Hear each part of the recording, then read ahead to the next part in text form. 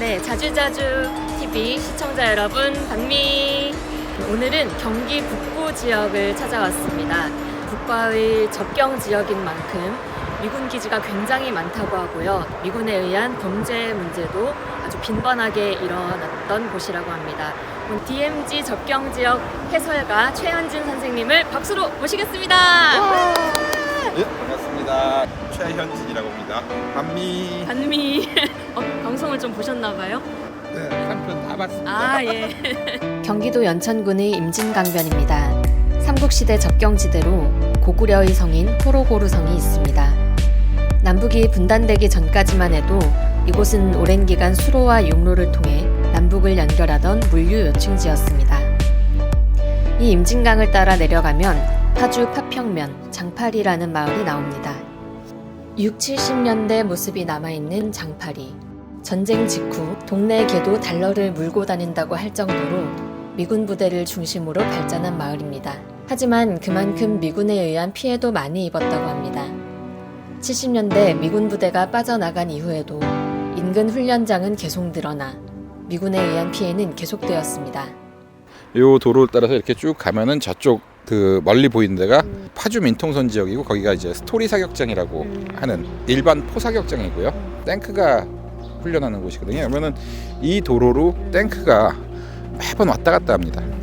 이 사람들이 올 때는 아무런 주민한테 알리는 게 없어요. 지금은 도로가 굉장히 넓죠. 넓은데 그 당시엔 좁았는데, 그 당시엔 좁았는데 좀 많이 넓혀진 거죠. 탱크는 일반 차보다 더 넓죠. 그리고 그 진동이 훨씬 더 크기 때문에 이쪽으로 탱크가 이렇게 지나가면은 집이 진동 때문에 그 벽돌이 갈라지거나 깨지거나 이런 일들이 일어나죠. 1년에 한 차례씩 반미 연합 훈련이 있었어요. 추수 다 하고 나서 논밭으로 미군들이 그 장갑차나 뭐 탱크, 뭐 트럭 이런 거 쫙 몰고 들어와서 일주일 동안 그냥 그 밭이 돌덩이가 되도록 들락달락하면 다 깔아뭉개고 거기서 훈련. 교회가 하나 보이는데요. 여기 미군 범죄와 관련된 생각으로 알려지지 않은 범죄가 훨씬 더 많은데 그 중에 하나가 1988년도 8살짜리 초등학생이 있었어요. 그 아이가 여기서 미군 트럭에 의해서 사고가 났던 그런 지역입니다. 근데 그때 미군들이 그 아이가 살아있는데도 불구하고 그냥 흰 가운을 덮어줬어요. 깔아주고 그냥 가만히 앉아서 저쪽에서 담배 피면서 헤이덕거리고 놀고 있었던 거죠. 상만이 아버지가 2시간 만에 여기 도착한 거예요. 그래서 그 미군들한테 항의와 결도 없이 상만이 들쳐업고 병원에 가는데 간 와중에 아이가 죽은 거죠. 만약에 그 미군들이 응급처치만 했다 그래도 상만이 살 수가 있었던 거죠. 그래서 이 장파리 주민들이 11년 동안을 미군하고 싸우게 됩니다. 근데 사과를 11년 만에 받았는데 죄송하다라는 것도 아니고 앞으로 이런 일이 일어나지 않게끔 최대한 배려하도록 하겠다. 저 성당 저 골목 라면 끓여서 뒤에서 이렇게 먹느라고 와글와글 하는데도 안 내다봤거든. 근데 딱 나오니까 벌써 해갖고 가더라고. 아유 진짜 아주 아까운 아이 곁이겠지 뭐. 나도 걔 그래갖고 얼마나 울었는데 걔 생각하면. 2003년 1월 15일 한국 대인지뢰 대책회의 실태 보고서.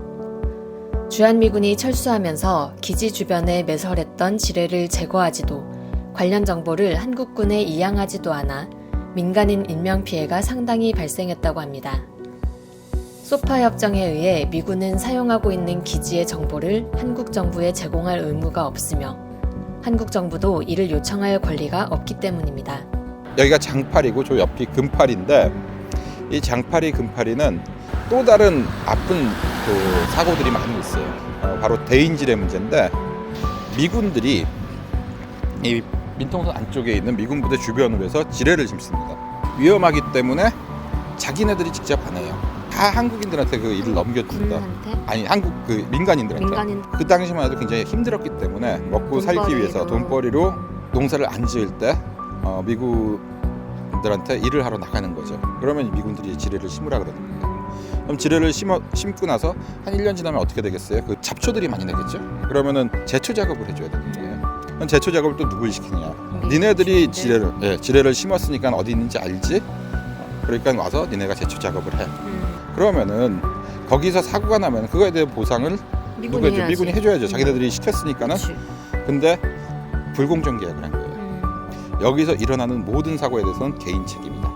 이곳에서 일어난 사고에 대해서는 절대 외부에 노출시켜서는 안 된다. 그렇게 불공정 계약 속에서 들어가서 일을 하다가 지뢰를 밟아서 다리가 잘려나가신 분들이 이 지역에서 굉장히 많이 계십니다. 경기도 파주시 민통선 지역에서 지뢰가 터져 60대 남성의 발목이 잘렸습니다. 체험 행사장 인근에서 지뢰가 무더기로 발견됐습니다. 폭발 사고가 나 장교 1명이 숨지고 사병 1명이 다쳤습니다. 파주시 주민들은 파주를 대한민국 대포 도시라고 부르곤 합니다. 무건리 사격장을 비롯한 포사격 훈련장, 전차 훈련장 등 각종 군사시설이 모여있기 때문입니다. 무건리 훈련장은 80년 초에 무건리 주민들을 강제로 내쫓은 자리에 들어섰습니다. 그리고 1996년 국방부는 550만 평 부지의 무건리 사격장을 2배로 또다시 확장한다는 계획을 발표했습니다. 그리고 97년 소파협정에 따라 주한미군이 이 훈련장을 공동 사용하게 되었습니다. 덕분에 주한미군은 관리 책임에서 벗어나 각종 비용과 민원, 환경오염 책임을 우리 정부에게 떠넘기고 각종 훈련을 마음껏 할 수 있게 된 것입니다.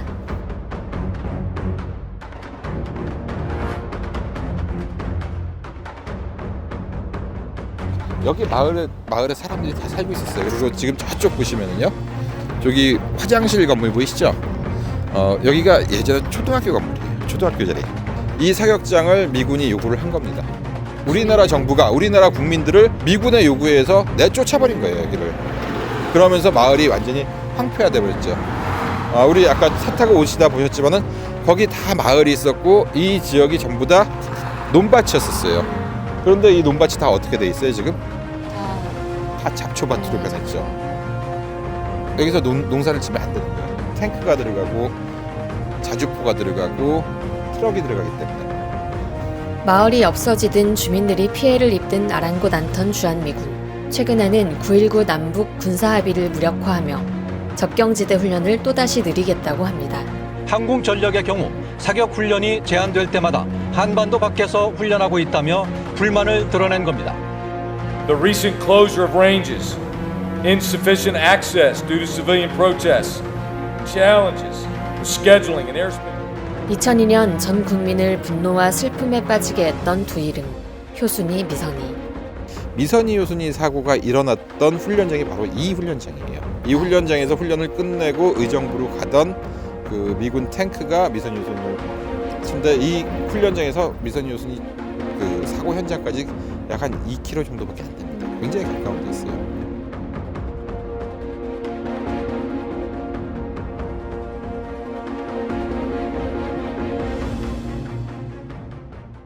지금은 여기에 그 인도가 생겼는데 있고 여기 인도 있는 턱까지 거기까지 이제 산이 이렇게 내려가 있었던 그러니까 겁니다. 요 건너편에 있는 것처럼. 네, 건너편처럼. 당시 14살이었던 신효순 양과 신미선 양은 인도가 따로 없는 좁은 도로를 걷다 변을 당했습니다.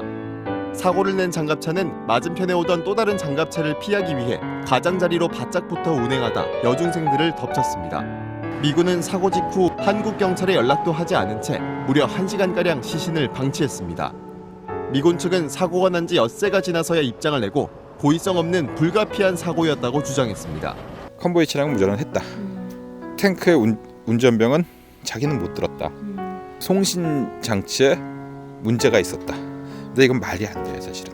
훈련 전에도 송신기에 대해서는 문제가 생기면 안 되기 때문에 100% 점검이 들어갑니다. 그런데 그 점검한 무전기에서 소리를 못 들었다? 이건 말이 안 되는 거죠.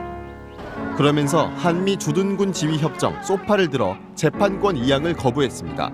미군 법정은 과실치사로 기소된 장갑차 운전병과 관제병에게 무죄를 선고했습니다. 병사가 한국 땅을 떠나면서 마지막 했던 말 있죠. 한국은 참 좋은 나라다. 그게 정말 우리로서는 마음 아픈 이야기입니다. 뭐가 좋은 나라. 국민들이 성금을 모아 조성한 평화공원입니다. 한쪽에는 온 국민이 함께 추모 촛불을 들고 소파협정 개정을 요구했던 과정이 그려져 있습니다. 미선이 효순이 사건도 월드컵 때였잖아요. 잊혀져 있었던 거고 잊혀질 사건이었는데 그 사건을 밝혀낸 게 의정부 다니는 그 학생들이었죠. 네, 저는 의정부에 있는 송영고등학교에서 당시 3학년이었는데요.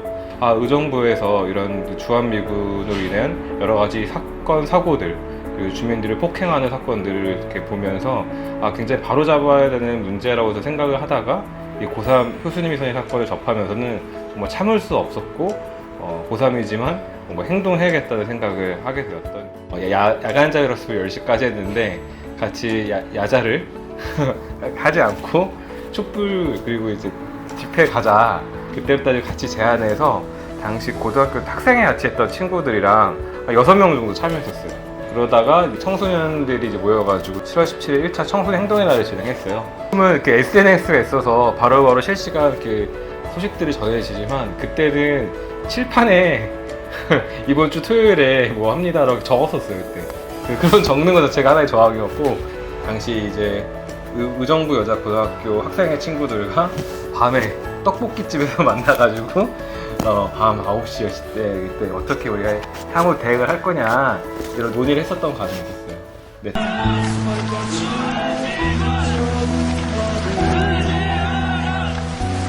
분노한 시민들은 불평등한 소파 개정을 촉구하며 촛불 집회에 나섰습니다.